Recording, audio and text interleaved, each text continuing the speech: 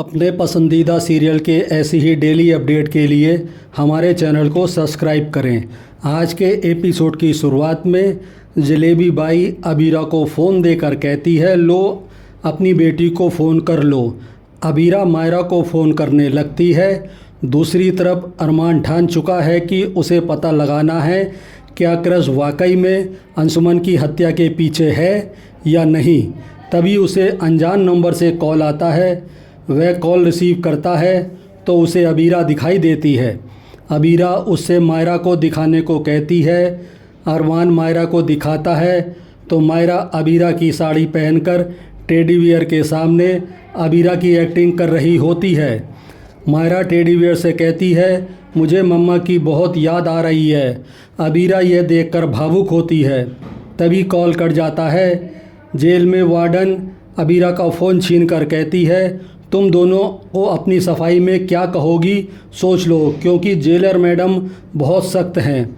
अरमान मायरा के कमरे में जाता है और उससे बात करने की कोशिश करता है तो मायरा लाइट बंद करके सोने की कोशिश करती है। दूसरी तरफ जेलर पूछती है कि ये फ़ोन किसका है तो अबीरा के बोलने से पहले जलेबी बाई कहती है, ये फ़ोन उसका है। जेलर दोनों को सज़ा के रूप में वर्कशॉप में काम करने भेजती है। अरमान मनोज से पूछता है कि क्रश गैर कानूनी सब्सटेंस के केस में फंसा था, तो क्या आपको पता है क्या आज भी क्रश गैर कानूनी सामान यूज़ करता है। मनोज कहता है, उस केस के बाद क्रश का उन लोगों से कोई संपर्क नहीं है। अरमान कहता है, अंशुमन ने अपनी पार्टनरशिप तोड़ दी थी तो क्या पता क्रश ने ये सब किया हो। मनोज कहता है, क्रश को नए इन्वेस्टर मिल गए थे, उसे कोई नुकसान नहीं हुआ है। अरमान मनोज से उसकी मदद करने को कहता है। इधर गीतांजलि ने घर पर पूजा रखी हुई जो नए जोड़े के लिए होती है तो अरमान कहता है, जब तक अबीरा जेल से नहीं आ जाती इस घर में ना कोई पूजा होगी और ना कोई पार्टी होगी। दूसरी तरफ अबीरा को काम करते हुए चोट लग जाती है तो जलेबी बाई वार्डन को बुलाने को कहती है तो अबीरा मना कर देती है। अगली सुबह अरमान काम कर रहा होता है, तभी उसे नींद आती है। वह खुद को संभालता है। तभी मनोज अरमान को गौरव, खुशहाल और प्रियंका से मिलवाता है जो अबीरा के केस में मदद करने के लिए आते हैं। तभी क्रश उन्हें देखकर कहता है और गुस्से में कहता है, तुम तीनों यहाँ क्या कर रहे हो। तुम तीनों मेरी फर्म के कर्मचारी हो, अरमान के नहीं।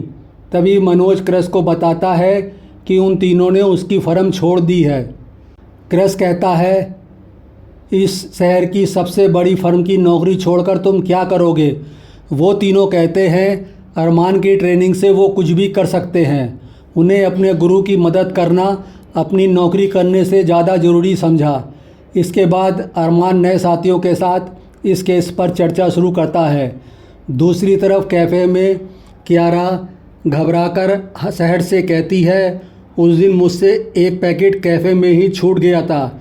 मुझे लगता है अंशुमन ने उस पैकेट को चीनी समझकर ले लिया, जिसकी वजह से उसकी मौत हो गई, जिससे अबीरा को जेल हो गई।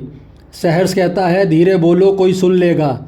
कियारा कहती है, सच सबको पता चलना चाहिए, मुझे भैया को सब सच बताना होगा। सहर्ष कियारा को मैनिपुलेट करता है और उसे विश्वास दिलाता है कि तुम्हें कोई गलतफहमी हुई है और इसमें उसकी कोई गलती नहीं है। इसके बाद सहर्ष उसे ड्रग का पैकेट देकर कहता है, ये लो, सब भूल जाओ। कियारा ड्रग्स का पैकेट देखकर बेचैन होती है। दूसरी तरफ अरमान सबको केस की छानबीन करने का निर्देश देता है।